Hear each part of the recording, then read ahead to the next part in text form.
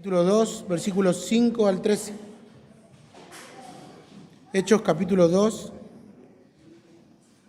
versículos de 5 al 13. Y nos ponemos de pie para leer su palabra en reverencia a las Escrituras. Y leemos la palabra del Señor. Moraban entonces en Jerusalén judíos, varones piadosos de todas las naciones bajo el cielo. Y hecho este estruendo, se juntó la multitud y estaban confusos, porque cada uno les oía hablar en su propia lengua. Y estaban atónitos y maravillados, diciendo: mirad, ¿no son galileos todo esto lo que hablan? ¿Cómo pues les oímos hablar a cada uno en nuestras lenguas en las que hemos nacido? Partos, medos, elamitas, y los que habitamos en Mesopotamia, en Judea, en Capadocia, en el Ponto y en Asia, en Frigia, en Panfilia, en Egipto y en las regiones de África más allá de Cirene, y los romanos aquí residentes, tanto judíos como prosélitos, cretenses y árabes, les oímos hablar en nuestras lenguas las maravillas de Dios, y estaban todos atónitos y perplejos, diciendo unos a otros: ¿qué quiere decir esto? Mas otros, burlándose, decían: están llenos de mosto. Oremos. Padre, infinitas gracias por tu misericordia, por tu bondad y por tu amor que ha sido derramado hoy al abrir nuestros ojos, Señor. Queremos, Padre, adorarte y glorificarte cada día más, y entendemos que nuestra vida irá cambiando a medida que entendamos tu palabra y la pongamos por obra, porque tu Santo Espíritu obra en nosotros. Gracias por la obra de Cristo en la cruz, por cada uno de mis hermanos y por la iglesia del Señor Jesucristo que compró con precio de sangre. Gracias por estos hermanos que están aquí, que hoy alabamos tu santo nombre y escucharemos tu palabra. Te pido que me ayudes, Señor, varón débil e imperfecto, que todos los días necesitamos de tu gracia. Te damos gracias por lo que tú nos has regalado, que es mucho más de lo que merecemos. Te lo pedimos en el nombre poderoso de Jesús. Amén. Y amén. Puede tomar su asiento, mi hermano. Y como comentaba ayer, y no voy a cambiar esta pequeña ilustración, es decir, que el libro de los Hechos, capítulo 2, donde hablan de las lenguas, es un tema difícil de tratar hoy en día. Y como eligieron a Matías, el último apóstol de la suerte, me tocó a mí también. Así que le pido paciencia en esto. Y estamos aquí en Hechos, capítulo 2. Aquí hay un hecho en particular. Aquí está la promesa del Espíritu Santo que llegó a esta tierra, que llegó en estos 120 personas que estaban en aquel momento, que estaban los discípulos allí atentos y esperando en comunión, en oración. Aquí está la tercera persona de la Trinidad descendiendo. Ellos tenían que esperar unos días hasta que esta promesa se cumpliría con un fin específico, que también está el Espíritu Santo hoy en nosotros, que creímos en el Evangelio, que vamos a predicar este Evangelio para que otros puedan creer. Este era el sello de la salvación, que es su Santo Espíritu. Este es el Santo Espíritu que obra en nosotros, el Espíritu Santo que nos santifica todos los días, el que nos lleva a alumbrar la obra de Cristo en la cruz. Lo que hace el Espíritu Santo es alumbrar la obra de Cristo para que todos puedan ver. Pone los reflectores en aquella cruz para que puedan ver cómo el Hijo de Dios murió por nuestros pecados, para que el hombre pudiera redimirse, para que el hombre pudiera salvarse de la ira venidera por sus pecados. El Espíritu Santo va a mostrar a Cristo su belleza. Y si hemos creído en Él, y si hemos escuchado el Evangelio, si hemos palpado, cada día vamos a tener un poco más de hambre de nuestro Dios, de la obra de Cristo, de cómo es Él. Aquí hay 120 personas, están en oración, los discípulos también. Comprenda que en este momento están pasando situaciones que ellos no sabían que iban a pasar. Quizás nosotros hoy en día estamos tomando principios de Hechos de los Apóstoles, pero en aquel momento es un momento único. Sucedió una sola vez e irrepetible cuando descendió el Espíritu Santo. No debemos llamar al Espíritu Santo para que venga sobre nosotros. Él ya vino a esta tierra. Debemos creer en el mensaje del Evangelio y Él produce el nuevo nacimiento en nosotros.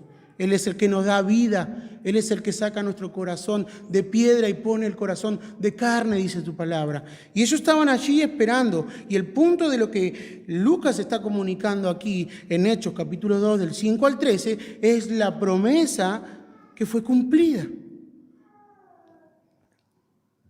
Y llenaría, y ellos fueron llenos del Espíritu Santo. ¿Para qué? Para testificar. Porque el punto no es la repartición de idiomas, como vamos a ver aquí. El punto central, si bien es algo que el Espíritu Santo hizo para que sea visible, para dar como señal, el punto específico es que ellos recibirían y ser llenos del Espíritu Santo y testificar al mundo entero de que Jesucristo es el Señor, que el Salvador que ellos estaban esperando había venido, había muerto en la cruz y había resucitado en victoria y había ascendido a la diestra de Dios Padre. Imagínense en aquel momento que ellos tendrían que testificar, tenían que contar, tenían que hablar de este Cristo que vivió, murió, resucitó, como la ofrenda mejor jamás que haya existido en el universo, el único sacrificio que ha llevado con olor fragante a los cielos. Nuestro Señor Jesucristo ahora es el Señor de señores, el Rey de reyes, el cual aquellas personas que iban a celebrar en aquel momento en Pentecostés tenían que escuchar el Evangelio y tenían que escuchar de Jesucristo para ser salvos. No había otro camino y no hay otro camino. Ellos debían escuchar de Jesucristo. Moraban entonces en Jerusalén, versículo 5, judíos, varones piadosos de todas las naciones bajo el cielo. Y hecho el estruendo, se juntó a la multitud y estaban confusos, porque cada uno les oía hablar en su propia lengua. Hombres hebreos que peregrinaban hasta Jerusalén para celebrar esta costumbre de Pentecostés, según el calendario judío. Hemos escuchado la prédica anterior, Nasa, que lo ha explicado muy bien en ese sentido. La cantidad de personas era abundante. Había muchas personas, aparte de las 120 personas, que estaban esperando esta promesa. Luego de este estruendo, estos 120 hombres comienzan a alabar a Dios. En ese momento estas personas comienzan a alabar a Dios de una manera en particular. Lo asombroso de lo que estaban oyendo, lo que estaban perplejos, lo que estaban atónitos en aquel momento, no era porque ellos estaban alabando a Dios. Es una fecha judía, están todos en muchos lugares alabando a Dios. El momento en lo que ellos están perplejos ahí es que ellos están alabando a Dios en diferentes idiomas. ¿Cómo puede ser que estas personas se están preguntando a sí mismos, que pudieran hablar en el idioma del cual mi padre y mi madre me han criado, si nunca han ido ahí a ese lugar? Mire, hermano, daba la misma ilustración ayer. Aunque yo vaya 4, 5 o 6 veces a Estados Unidos, no me va a sacar una palabra en inglés. Soy duro para aprender. Y es mucha coincidencia que estas 120 personas llenas del Espíritu Santo pudieran aprender o pudieran haber ido a estas regiones. Las lenguas que estaban hablando eran de regiones geográficas. Porque el versículo 9 nos está aclarando. Lucas da muchos detalles sobre esto. Partos, medos, elamitas y lo que habitamos en Mesopotamia. En Lucas dice, yo habito en esa región, en Judea, en Capadocia, en el Ponto, en el Asia, en Frigia, en Panfilia, en Egipto y las regiones de África, más allá de Cirene. Los romanos aquí, residentes tanto judíos como prosélitos, crecentes y árabes, oímos hablar en nuestras lenguas las maravillas de Dios. No fueron ruidos sin sentido, no fueron palabras repetitivas, fueron idiomas. Lucas lo deja bien en claro, que Hechos 2 está hablando de idiomas.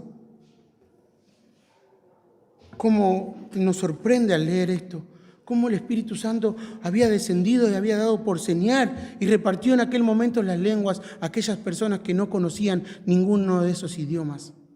Es una obra sobrenatural. Es un milagro de Dios. ¿Sabe que algunos comentaristas piensan en esto cuando dicen que en el Antiguo Testamento Dios maldijo al hombre por la soberbia y por el orgullo de su corazón cuando quiso construir la Torre de Babel y confundió las lenguas? Algunos toman esta similitud para poder pensar que decir, gracias a la bendición de Jesucristo, gracias al mensaje que ahora deben repartir, gracias a que todos necesitan escuchar, Dios repartió las lenguas para que puedan maravillarse de Dios, para que puedan escuchar sus maravillas, para que puedan escuchar el mensaje. Por eso muchos creemos que fue un suceso único e irrepetible. Pero el punto seguiría un poco más adelante, en el discurso de Pedro, porque en medio de ese momento ellos se levantan, los apóstoles, y de las manos de Pedro dirigiendo esto, les dice: varones israelitas, oír estas palabras, Jesús Nazareno, varón aprobado por Dios entre nosotros con las maravillas, prodigios y señales que Dios hizo entre vosotros, por medio de él, como vosotros mismos sabéis, a este entregado por el determinado consejo y anticipado conocimiento de Dios, ustedes prendisteis, ustedes mataste por la mano de inicuo y le crucificaron, pero al cual Dios levantó entre los muertos, suelto de dolores de la muerte, porque era imposible que fuese retenido por ella. El poder de Dios le dio valentía a los apóstoles, le dio palabra y le dijo que desde el Antiguo Testamento esto se había anunciado por los profetas, por Isaías, por Joel, por David. Ahí está Jesús, aquí está Jesús, aquí está Jesús, y este es el Jesús que nosotros predicamos. Creed en él, arrepentido, y creed en el Evangelio.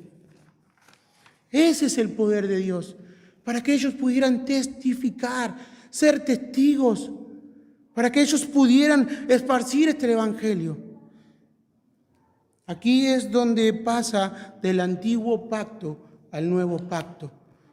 Usted y yo lo que veremos en el libro de los Hechos es la transición que fue pasando en ese momento de un pacto a otro. Sucedieron cosas irrepetibles. Ellos tenían que autenticar. ¿Me entendió? Que ese era el mensaje de Jesucristo, que ellos eran apóstoles de nuestro Señor Jesucristo, que ellos eran enviados de Él. Aquí nació la iglesia.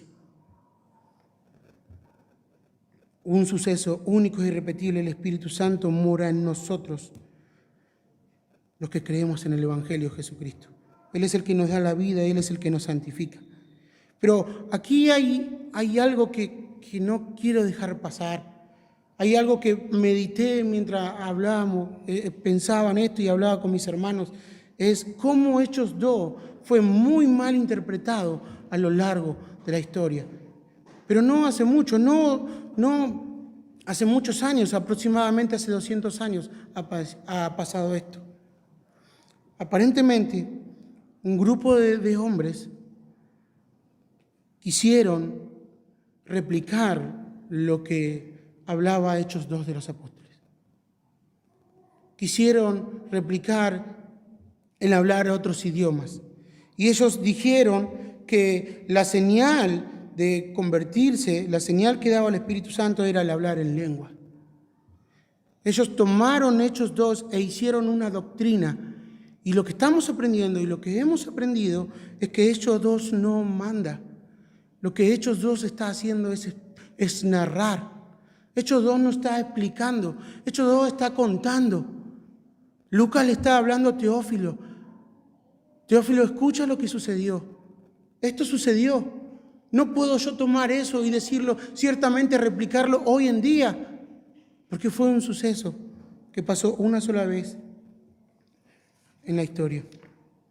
Y esto es algo que quiero tomarlo con el mayor de los respetos para mis hermanos. Porque hoy en día, o en aquel entonces, estas personas que quisieron replicar, pasaban horas teniendo un vocabulario sin sentido. Y decían que usaban Hechos 2, decían que hablaban en otros idiomas, pero eran sonidos indescifrables, sin la interpretación de lo que se había dicho. sin la interpretación, no había, lejos del mandato bíblico, no había alguien que interpretase las Escrituras. La Biblia enfatiza rotundamente que la llenura del Espíritu Santo no es el hablar en otros idiomas, sino que es ser controlado por Él. Y es ser controlado por la palabra de Dios, es ser controlado por los mandamientos de Dios, es conocer más a Dios, es que tu vida se santifica cada día más y puedes glorificar a Dios. No es solamente información en leer su palabra, es vivirla, es un cambio que hay en nuestra vida y que cada día nos vamos santificando cada día más para parecernos a nuestro Señor Jesucristo. Esto significa que cada vez que usted esté lleno de la palabra, cada vez que la ponga por obra, está siendo controlado por el Espíritu Santo. Porque es Él el que nos está alumbrando la obra de Cristo. Como Pablo le dice a los Efesios, no embriaguéis con vino, sino más bien sed lleno del Espíritu, sed guiado por Él. Esto es sinónimo de la palabra de Dios. Porque el Espíritu Santo llevará a glorificar a Cristo, nos mostrará su obra. El Espíritu Santo levantó a Pedro y le dijo, miren a Cristo, oíd a Él es el único camino para la salvación. Él levantó en aquel momento. Recuerde, Hechos 2. No está explicando, está narrando. Pero sí hay un mandato en la Escritura que Pablo da a los corintios con respecto al hablar en lengua. Y lo da en una situación en particular a los corintios. Los corintios estaban viviendo y estaban actuando de una manera incorrecta. Estaban siendo desordenadas, no estaban edificando a los hermanos. Él deja este mandato para ordenar la iglesia. Y lo primero que le está diciendo, hermanos corintios, Dios es un Dios de orden. Ellos se estaba practicando el incesto dentro de la iglesia. Estaban deshonrando la cena del Señor. No estaban esperando a sus hermanos, no estaban considerando a sus hermanos, no estaban utilizando los dones correctamente para la edificación de la iglesia. ¿De qué sirve? No está dando nada para la edificación de la iglesia. Están hablando en idiomas sin sentido, entre otros temas. Nadie está interpretando nada. Y la iglesia no es edificada.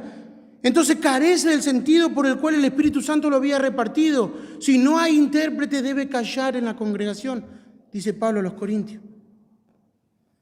Porque mejor sería hablar palabra de Dios, mejor sería hablar mandato de Dios, porque si una persona del mundo entra y ve a todos hablando de esta manera, idiomas o palabras al aire, ¿no dirá estamos todos locos? ¿No están locos estas personas? Pero mejor sería hablar la palabra de Dios para que la persona sea convencida de pecado y así alabe a Dios con nosotros. Si no hay intérprete, debe callar en la congregación. Debe hablar 1 o 2 personas por orden. Mi hermano, lejos está hoy en día de que estas cosas pasen. No le estoy diciendo de las dos posturas del cesacionismo, del continuismo, de que algunos dones siguen y otros dones no siguen. Tengo mis convicciones y tengo mi pensamiento con respecto a esto, pero yo le estoy diciendo que si usted ve, debe pasar por la Biblia. Si estas cosas suceden o sucedieron, debe pasar por las Escrituras y debemos entender que debe ser de esa manera. Porque Pablo está dando mandato a la iglesia, a una iglesia desordenada, a una iglesia que es muy parecida a la de muchos hoy en día, de la cual nosotros hemos salido. Y hemos sido partícipes también de eso.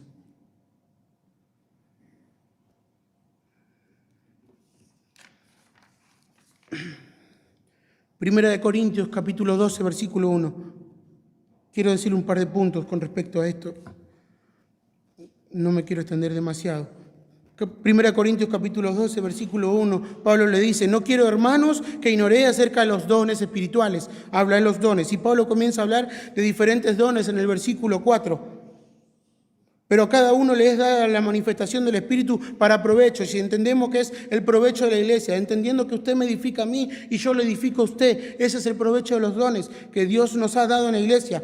Pablo en el versículo 8, 9 y 10 de 1 Corintios capítulo 12 da el listado de los dones que hay en la iglesia y nos muestra cómo la iglesia es un cuerpo del cual la cabeza es Cristo y nosotros somos los miembros. Y cuando un miembro se duele, nos dolemos, y cuando un miembro ayuda a otro miembro. Eso es lo que quiere decir. Pablo en el capítulo 13 de 1 Corintios, en el versículo 1 dice, pero necesitan lo que ustedes deben resaltar, lo que ustedes realmente deben poner en primer lugar es el amor. Porque en el versículo 13 dice Pablo, si yo hablase lenguas humanas y angelicales y no tengo amor, vengo a ser como metal que resuena o címbalo que retiene. No tiene sentido. Y Pablo está dando esta exageración, esta hipérbola en aquel momento para decir, no tiene sentido si ustedes no hacen las cosas en amor al Señor, en amor a sus hermanos. No es el fin por el cual fue dado. Ellos estaban careciendo esto. Ellos estaban obrando desordenadamente. Lo que debe prevalecer siempre es el amor. Pablo de ahí al versículo 4 hasta el 8 dice, el amor es sufrido, el amor es benigno, el amor no tiene envidia, no es jactancioso, no se envanece, no hace nada indebido, no busca lo suyo, no se irrita, no guarda rencor, no se goza de la injusticia, mas se goza de la verdad. El amor todo lo sufre, todo lo cree, todo lo espera, todo lo soporta. El amor nunca deja de ser. Pero en ese mismo versículo que termina hablando del amor, dice Pablo, pero las profecías se acabarán y las lenguas cesarán.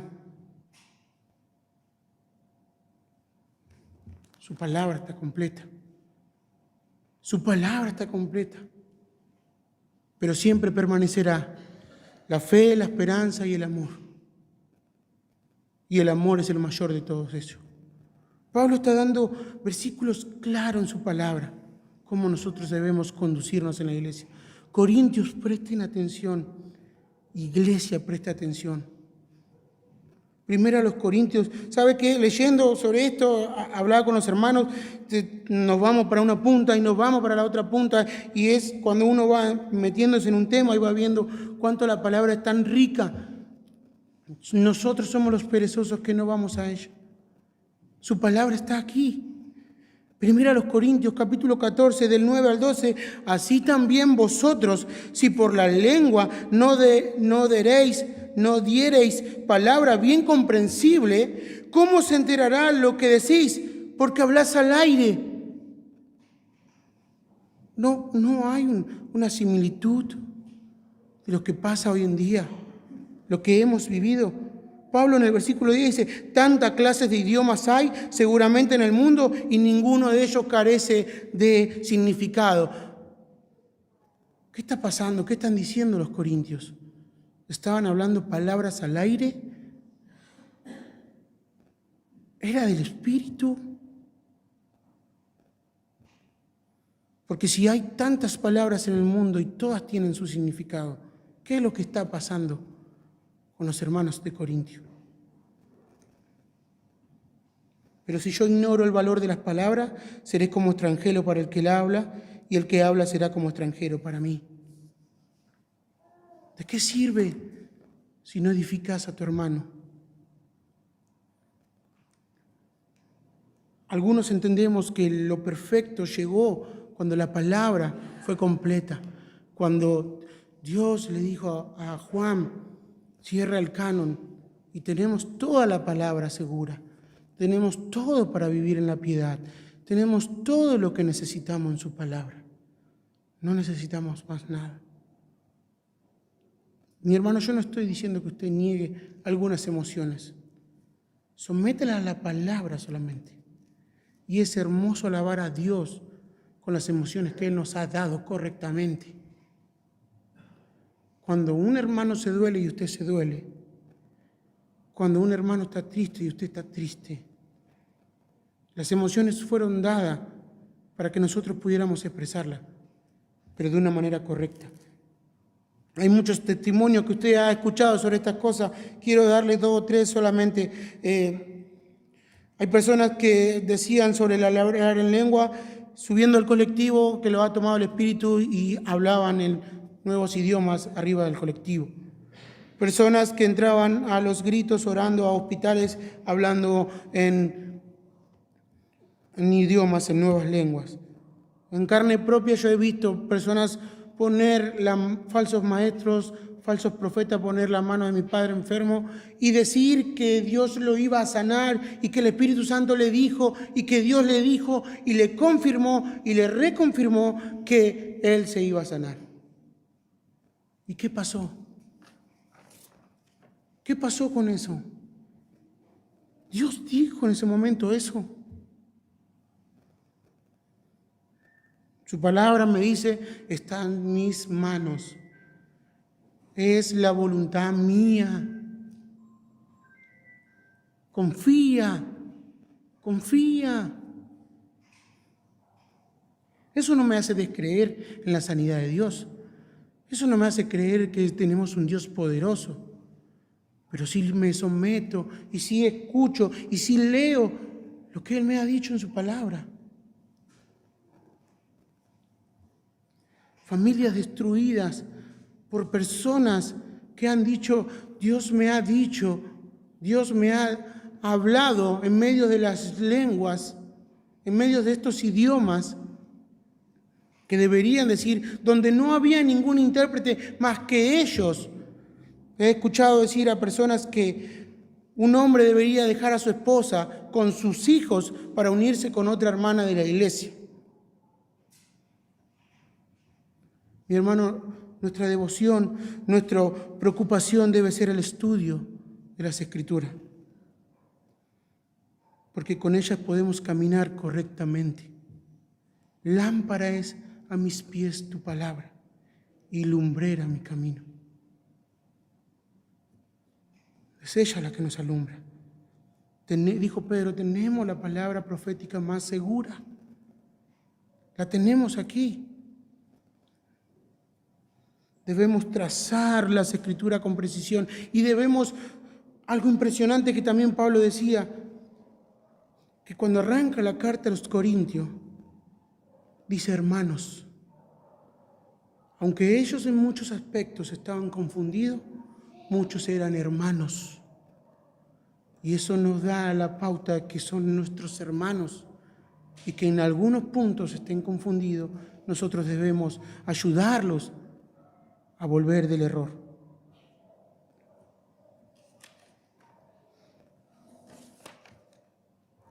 Volvamos a Hechos 2. Hechos 2, el punto, el inicio de la iglesia con la promesa del Espíritu Santo. Sacaremos unas aplicaciones. ¿Cuántos creemos que Dios es fiel? ¿Cuántos creemos que Dios no es hombre para mentir? ¿Cuántos creemos que Él está con nosotros todos los días? ¿Cuántos creemos que cada cosa que nos sucede es para nuestro bien? ¿Cuántos creemos que Él va a venir a buscarnos? ¿Cuántos creemos que Jesús nos puede arrebatar hoy mismo? Quizás usted pensó, y me ponía a meditar eso, pensó en algún momento decir, hoy quizás me vaya con el Señor. O Él venga a buscar a su iglesia, Maranata venga pronto a buscar a su iglesia, hoy puede ser. Hoy me toca partir. Buenas cosas es pensar en la esperanza de Cristo, porque Él cumple sus promesas, porque Él es un Dios fiel.